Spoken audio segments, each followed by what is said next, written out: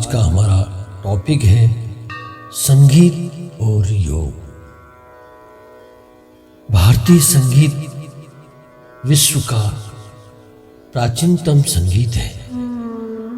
संगीत की उत्पत्ति षष्ठी के साथ हुई।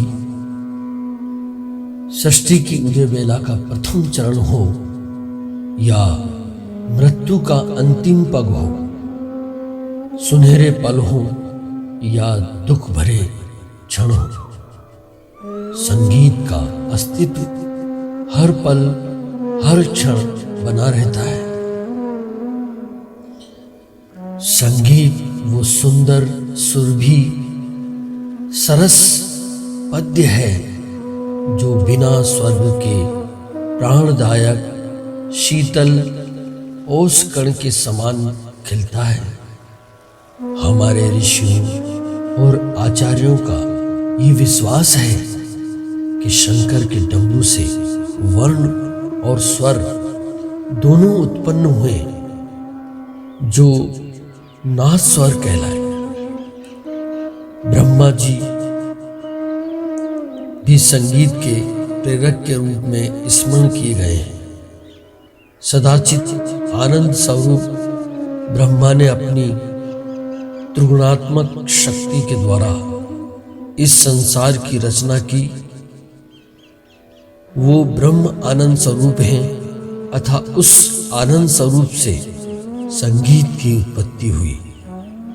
ब्रह्मा ने अपने को 3 रूपों में प्रकट किया, ब्रह्मा विष्णु महेश।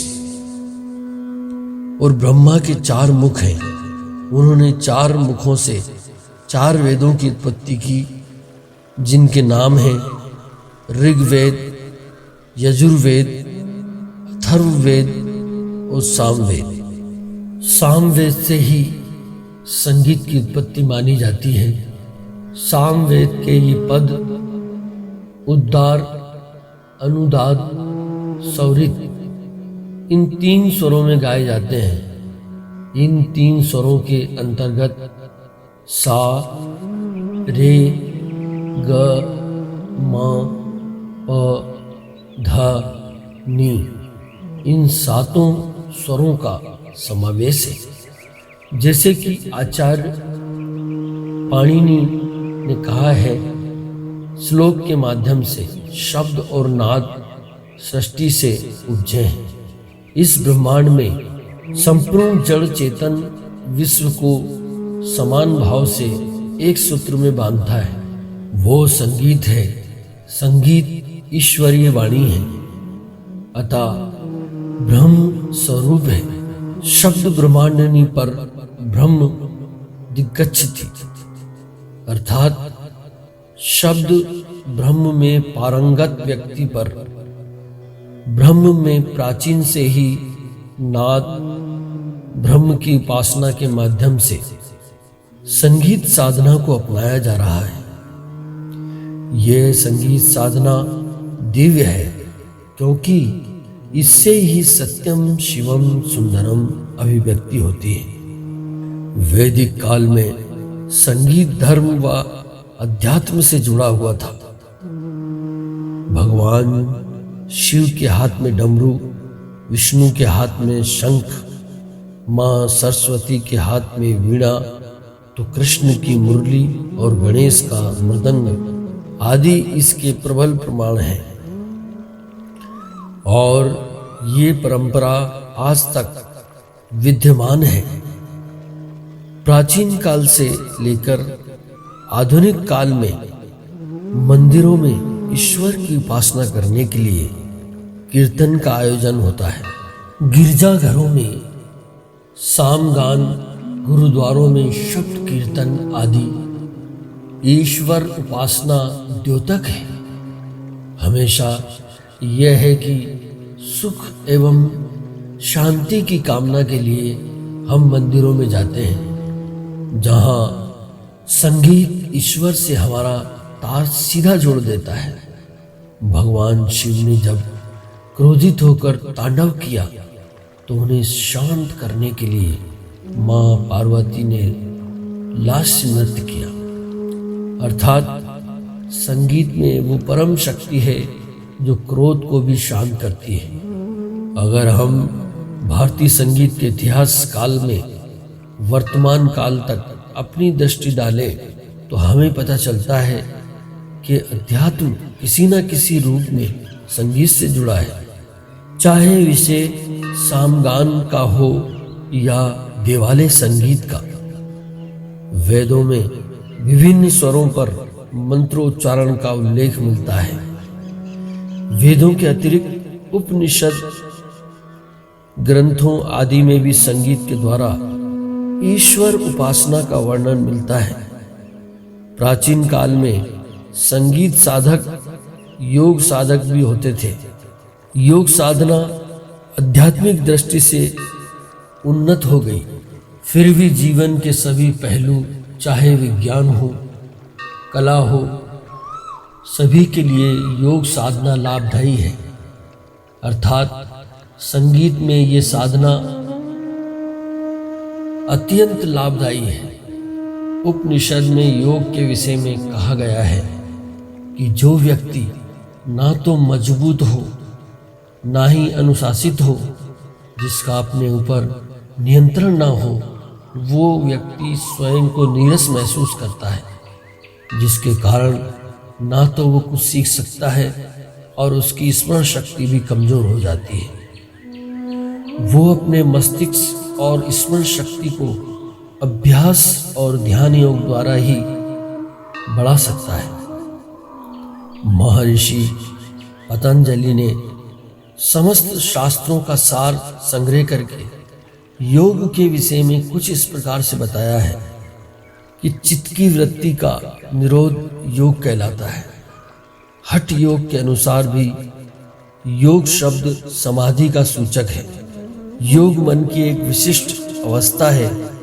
जब मन में आत्मा स्वयं मन प्रत्यक्ष करने की योग्यता आ जाती है, तब उसका ब्रह्मा के साथ संयोग हो जाता है।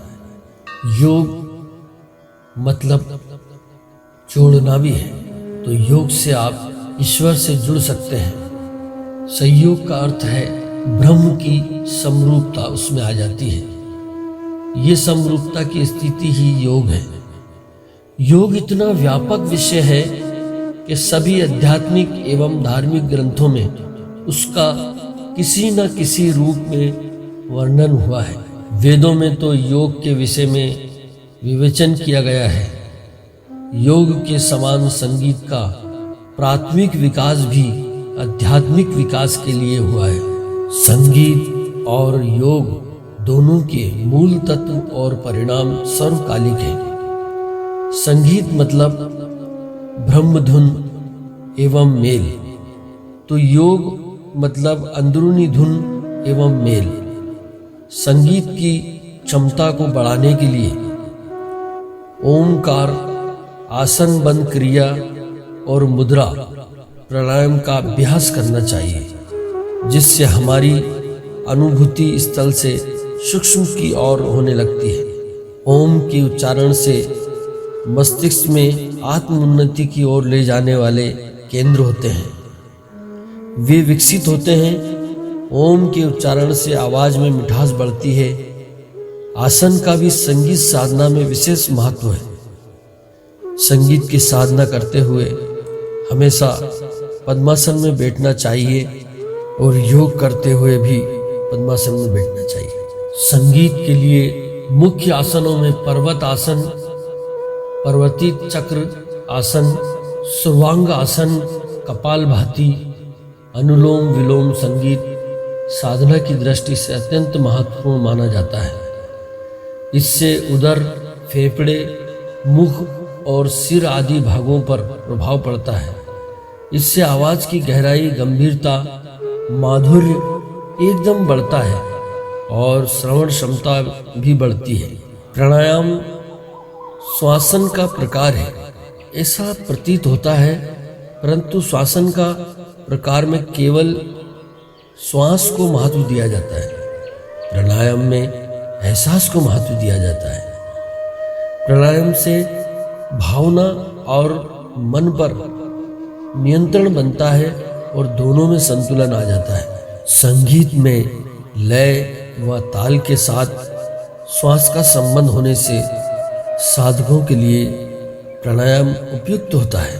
प्राणायाम में जैसे भस्त्रिका व उज्जाई भ्रमरी प्राणायाम करने से संगीत साधकों के लिए उपयोगी सिद्ध होंगे तथा इनसे श्वासन क्षमता का सभी प्रकार से विकास होगा।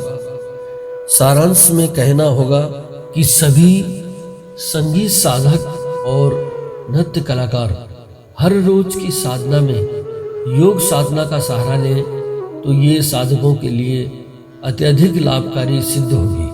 जागृत क्षमता का विकास करने के लिए और सुप्त अवस्था में होने वाली अवस्था को जागृत करने के लिए संगीत कार्यान्वित करने के लिए योग साधना बहुत सुंदर उपाय है। प्रत्येक संगीत साधक को आत्मोन्नति के लिए इससे विशेष फायदा मिलता है।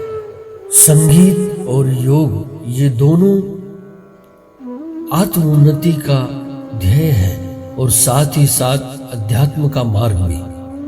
यदि हम संगीत और योग दोनों को जोड़ दें तो हम उस परमात्मा को नाद ब्रह्म तथा मोक्ष की प्राप्ति की सीढ़ी पर पहुंचा सकते हैं, जो कि मानव जीव का लक्ष्य है। तो साथियों, संगीत और योग बहुत बड़ा विषय है।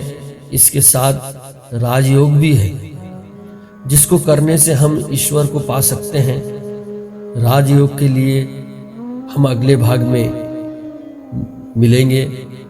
राज और संगीत पर आपको विस्तार से बताएंगे। धन्यवाद।